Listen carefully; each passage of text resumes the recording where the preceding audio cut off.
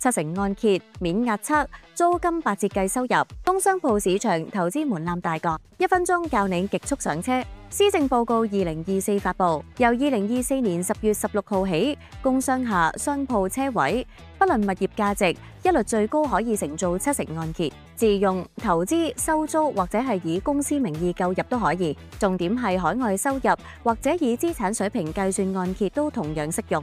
工商鋪通常屬於投資性物業，租金收入係銀行審批嘅重要依據。2024年金管局放寬政策，允許將租金收入以高達8折計算入息，即使物業尚未出租，部分銀行亦都接受以租金收入計算，即係預估未來租金收入嘅60%作為入息。按揭年期最長20年，企業更加可以透過中小企貸款推高至80%融資。想知詳情，即刻點擊下方連結到美聯工商鋪，瀏覽完整指南，掌握投資先機。